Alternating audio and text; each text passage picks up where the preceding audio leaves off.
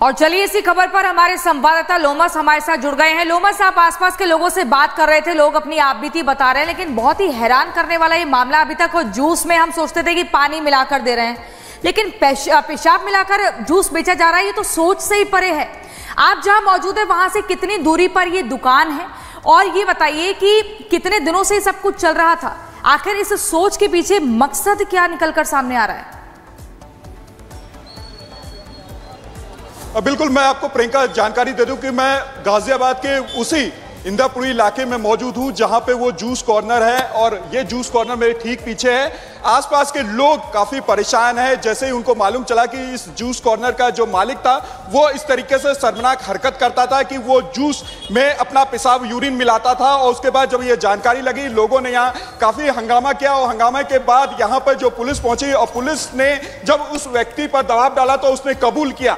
आसपास के लोग यहाँ पे मौजूद है, काफी परेशान है, क्योंकि यहाँ पे काफी मात्रा में लोग आते थे, इसी जूस कॉर्नर पे वो जूस पीते थे। हम लोगों से ही बात करेंगे। आप लोग यहाँ पे जूस पीते थे? हाँ, हमारी पीछे मकान है, हमारी फैमिली, हमारी कॉलोनी के सारे जो है फैमिली वाले सुबह शाम को यहाँ आके बच्चों को लेके आना और घूमना टहलना जूस पीना उनका एक होता। हमारे कॉलोनी के बहुत सम्मानित आदमी है चौधरी साहब हमारे, इनका तो बीमार है, ये भी आके यहाँ जूस पीने। लेकिन एक दिन क्या हुआ, एक फैमिली है यहाँ जूस पीने के लिए, जूस पी रहा था, उसके जूस में कुछ स्मेल सी आया।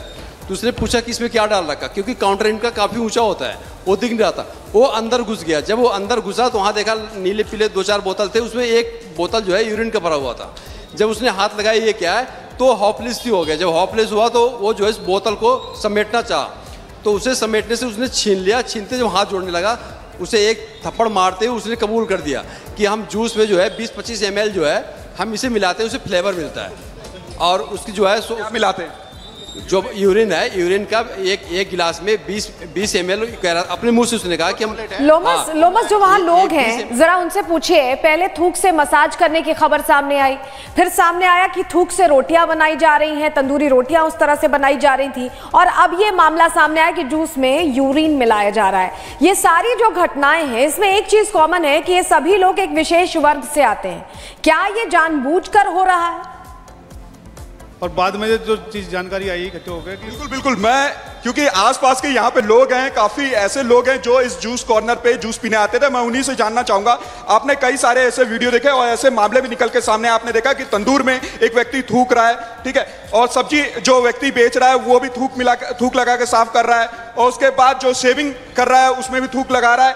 ये लोग एक विशेष वर्ग से आते थे। इसके पीछे मानसिकता क्या है?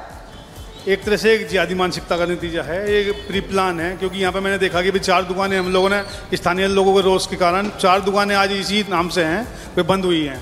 तो कहीं ना कहीं एक मानसिकता ऐसी बना ली इन लोगों ने कि भाई हिंदू को कमज़ोर करना है, धर्म को कमज़ोर करना है। ईमान खराब। माननीय योगी जी ने जो ये फैसला लिया था कि भाई बहुत बढ़िया फैसला लिया था कि जहाँ भी कोई दुकान खोले अपने नाम से खोले, न कि किसी और दूसरे के नाम से। मानसिकता इनकी मानसिकता ये है कि भाई हिंदुओं का धर्म कैसे नष्ट किया जाए। जहाँ हिंदुओं की मार्केट होगी वहाँ जानबूझ के दुकान लेते हैं, जो कि कोई पूछने वाला नहीं है, नाम हिंदू का रखेंगे। योगी जी ने क्यों कहा कि भाई अपनी दुकान खोल रहे हो अपना नाम रखें।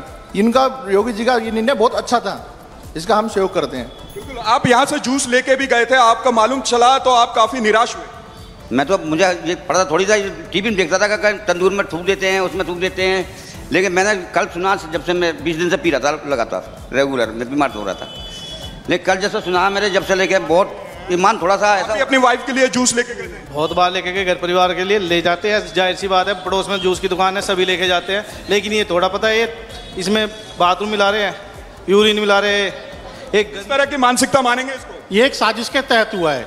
ये एक सामुदायिक मुस्लिम समुदाय जो है मिलके इन लोगों ने 4-5 ब्रांच हमारे क्षेत्र में खोली हैं। अगर हमारे क्षेत्र में 4-5 है तो और क्षेत्र में भी ज़्यादा से ज़्यादा खोली होंगी। और हमारी तो आपसे और प्रशासन से रिक्वेस्ट है कि सख्त से सख्त कार्रवाई करके जो मेन आदमी है, मास्टरमाइंड, कोई तो किस तरह की मानसिकता है ये? मानसिकता तो बहुत जिहादी सोच है इन लोगों की। मतलब जो ये अपना नाम लिखें इसमें, मतलब चाहे हिंदू एरिया में खोलें चाहे कहीं भी खोलें, योगी जी ने कहा है वो सही कहा है, बिल्कुल करेक्ट कहा है। बिल्कुल, किस तरह की मानसिकता मानते हैं ये? देखो भैया, मैं तो 15 दिन पहले इस दुकान पे आया था, जूस बनवा पैसे ट्रांसफर करने लगा तो नाम देखा इसका, मैं बोला भाई मुझे नहीं पीना, कुछ काम याद आ गया तो लड़ने को तैयार। मैं कहा यार हम भी डरेंगे, सरकार हमारी है, विधायक हमारा है, नहीं पी रहे तो नहीं पी रहे, लेकिन ऐसी मानसिकता के लोगों को इतना दंड होना चाहिए योगी जी का। नहीं, संविधान के दायरे में रहकर दंड मिलना चाहिए। इसकी 7 पुश्तें याद रखें। और उत्तर प्रदेश में पूरा मानसिकता मानते हैं इसको। ये एक तरह से सोची समझी प्लानिंग है। ये हर गली मोहल्ले चौराहे सब जगह अपना अपना ठिकाना खोल के बैठे हैं और इन लोगों को सख्त से सख्त कार्रवाई देनी। कैसी मानसिकता मानते हैं? सर, इनकी मानसिकता इतनी बेकार हुई पड़ी है कि ये जानबूझ के करना चाहते हैं हिंदुओं का धर्म भ्रष्ट, जानबूझ के। और इनका मास्टरमाइंड अब बाहर से फंडिंग होती है और बाहर से फंडिंग होने के बाद ये सारा इनका गुट है। नहीं तो कहीं भी कोई जमात इकट्ठा होता है, हमारे हिंदू धर्म में कहीं जमात इकट्ठा नहीं हो पाता है। हम भाई वगैरह कहीं मिल नहीं पाते हैं। इनकी जमात हर शुक्रवार को इकट्ठी होती है। इनके ऊपर एक्शन लिया जाए। और योगी सरकार जो कर रही है बहुत अच्छा कर रही है, ऐसा करना चाहिए। किस तरह की मानसिकता आप मानते हैं भाई साहब इसको? गलत है, सब गलत है। हिंदुओं के खिलाफ ऐसा करना, पेशाब पिला रहे हैं, बताओ ये कोई अच्छी बात थोड़ी ना है। बोलती है उस पर उसका नाम जरूर होना चाहिए जिससे पता। लोमस साहब आसपास के लोगों से बात कर रहे हैं। लोग बता रहे हैं कि जो मानसिकता है वो जिहादी सोच साफ तौर पर दर्शाती है और इस पर कड़ी कार्रवाई होनी चाहिए। लोगों की सेहत के साथ खिलवाड़ हो रहा है, फंडिंग कहीं और से हो रही है और जिस तरीके से सब कुछ किया जा रहा है ये वाकई गलत है, निंदनीय है, बर्दाश्त नहीं किया जाएगा। खुलासा हो गया, पता लग गया। अगर पता नहीं लगता तो सोचिए कितनी जहरीला जूस लोग पीते रहते, जिस जूस में मिलावट के नाम पर पानी नहीं बल्कि पेशाब मिलाया जा रहा था।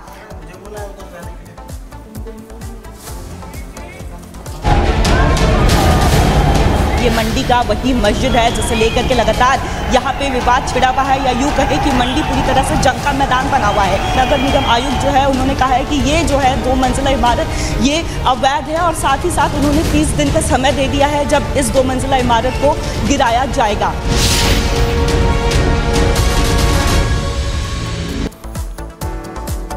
और चलिए आगे बढ़ेंगे, बात शिमला की कर लेते हैं, जहां पर अब मंडी में भी अवैध मस्जिद को लेकर संग्राम छिड़ता दिखाई दे रहा है। यहां पर भी लोग विरोध दर्ज करा रहे हैं। मंडी में जहां बाजार बंद का आह्वान किया गया था, वहीं शिमला में अलग अलग जगहों पर इसका असर भी देखने को मिल रहा है।